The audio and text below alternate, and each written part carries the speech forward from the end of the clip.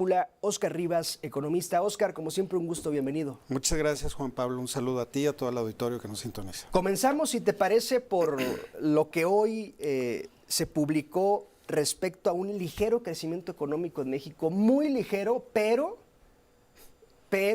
nos salva por ahora de una recesión técnica de la cual hemos hablado en las últimas semanas. Presentaste los datos con toda contundencia. Lo que nos salvó fue el sector primario, que hay que decirlo es el sector más castigado en los últimos años por el gobierno federal. Todavía los campesinos productores agrícolas de Sinaloa no les han pagado muchos de los apoyos a la comercialización. Sin embargo, pues el sector salió avante. Esto todavía sin considerar estos vaivenes de las posibles de los posibles aranceles al tomate que ya estaba comentando el gobierno de Donald Trump. Y bueno, pues la economía efectivamente tuvo un ligerísimo repunte de 0.2, pero perdió 0.6 trimestral. Pero hay un incremento, entiendo, respecto al año pasado de 0.6. Es un incremento bastante bajo. La verdad es que si nosotros nos acercamos a ver, como bien lo comentabas, los sectores más importantes que mueven la economía, la construcción, la manufactura, el sector comercio, el sector servicios, pues el sector comercio y servicios están estancados prácticamente, no han crecido. Sí. Y obviamente la manufactura y la industria de la construcción, que ya hila la construcción 8 meses de caída consecutiva, pues evidentemente habla de una debilidad estructural interna, sumado al problema de los aranceles. Lo que nos quiere hacer ver el gobierno federal es que esto es problema de los aranceles. En realidad es un problema interno que ya ha venido dando a conocer no solamente que estamos muy mal en términos de crecimiento económico, sino también en cómo están nuestros sectores.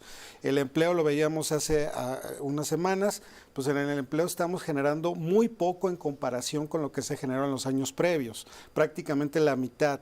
A tasa anual 170,000 empleos de 330,000 que se estaban generando. Pero el IMSS presumía no hace poco un incremento en la formalidad.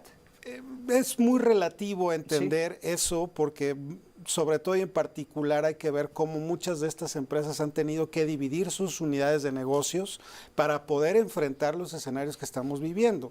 Lo que nos interesa en términos de análisis técnico es precisamente que la generación de empleo formal viene cayendo, la disminución drástica de la inversión extranjera directa también ha sido un factor fundamental.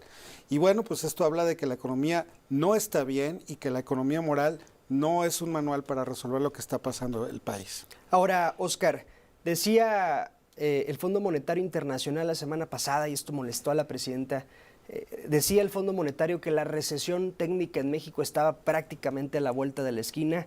Sheinbaum dijo que la Secretaría de Hacienda y Crédito Público, a diferencia del pronóstico del Fondo Monetario, que era de una contracción del 0.3, Hacienda tenía un crecimiento de 1.9.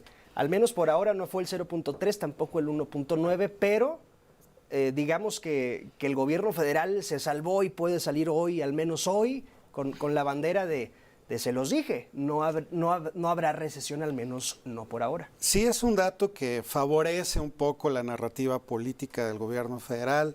La presidenta va a presumir a través de la narrativa que esto ha sido gracias al plan por México y a una serie de decisiones que ha tomado en los últimos meses. Lo cierto es que la economía está muy mal, no estamos en un escenario positivo. Este 0.2% de crecimiento trimestral, después de haber perdido 0.6 el trimestre pasado, pues precisamente nos dice que algo estamos haciendo mal.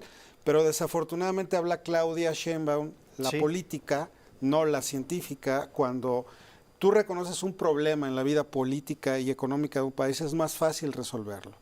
La diferencia de metodologías y todo esto que argumentó, la verdad es que francamente no dice mucho. INEGI nos está diciendo de los 3 sectores que tiene la economía, uno es el único que ha crecido y por causas extraordinariamente difíciles de predecir en los últimos años. Ahora, hablemos de Pemex. 43 millones de pesos de pérdida durante el primer trimestre. Quisiera que nos explicaras el fondo, porque creo que si incluso a quienes no estamos muy empapados en temas económicos de fondo como lo haces tú, pues nos cuesta un poco entender, seguramente al auditorio también. ¿Por qué está endeudado Pemex? ¿A quién le debe Pemex? ¿Por qué es el peor inicio de año de 2020? ¿Qué hay ahí, Óscar? El problema de Pemex, hay que decirlo con toda claridad, viene de varios sexenios hacia atrás. ¿Sí? Nos acabamos Cantarell, que era este yacimiento frente a Campeche, que nos permitió estar produciendo 5 millones de barriles diarios de petróleo. En un poco más de 20 años, Cantarell se redujo y obviamente el país se quedó con muy pocos yacimientos petroleros que juntos no han podido permitirnos producir más de 2 millones de barriles diarios. Entonces, cuando una empresa produce 5 y luego deja de producir 5 y produce 2 o un poco más de la mitad, pues evidentemente su plantilla laboral y sus inversiones y pasivos deberían de reducirse. Lo que hicieron fue que pagaron esta plantilla laboral emitiendo deuda. Entre más difícil era para el país sacar petróleo, evidentemente la deuda comenzó a dispararse porque era más difícil para nosotros pagarla. Y esto evidentemente significó que Pemex renegociara su deuda hacia el futuro con tasas altísimas de interés, lo cual provocó una bola de nieve con pasivos financieros que hoy Pemex no puede cubrir. Entonces, lo más inteligente sería quitar Pemex y tratar de abrir al sector privado, pero es una conversación que es muy incómoda para el gobierno actual, para muchos sectores políticos que no están de acuerdo en esto.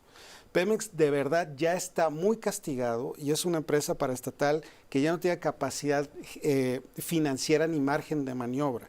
Ha venido pagando deuda con más deuda. ¿Y cómo podría entrarle el sector privado? Lo más importante es que Pemex pueda permitir lo que hacía la reforma energética de Peña Nieto, que fue muy criticada en algún momento, la entrada de la inversión del sector privado a descubrir nuevos yacimientos, algo que para el gobierno actual es algo prácticamente traición a la patria, pero en términos prácticos, Pemex ya es una carga para las finanzas públicas. El gobierno federal está transfiriendo recursos que pueden ser utilizados para otras cosas más importantes como salud, medicinas, infraestructura, entre otros, seguridad, que es un gran problema para todo el país en este momento, y en vez de eso lo está tratando, está dándole dinero a Pemex para que pague deudas que prácticamente solamente son abonos chiquitos que no va a poder resolver. Dijo hoy el director corporativo de finanzas de Pemex, Juan Carlos Carpio, que mucho de esto se debe a la variación del peso frente al dólar. Pero son 43 millones de pesos. En definitiva, hay un indicador importante con la variación del tipo de cambio, pero también hay que ver que con el problema de los aranceles, la economía internacional global está contrayéndose y evidentemente va a haber menor demanda de petróleo. La OPEP, la Organización de Países Productores de Petróleo, quiere inundar al mercado para sacar a Rusia y a China de la producción de petróleo. Entonces esto va a significar que vamos a tener un barril de petróleo muy barato. El presupuesto de egresos de la Federación 2025, el proyecto de ingresos y de egresos planteaba un precio del petróleo más o menos por los $60. Ha venido variando, pero llegó a caer a 55, $53 por barril. Entonces, a nivel internacional no hay precio. Pemex está endeudadísimo y la verdad es que francamente no tenemos la capacidad de seguir manteniendo una empresa que no puede producir porque no puede invertir. Todo lo que Pemex ha hecho ha sido mantener una planta burocrática muy pesada para el erario. Bien, ¿qué diría Lázaro Cárdenas?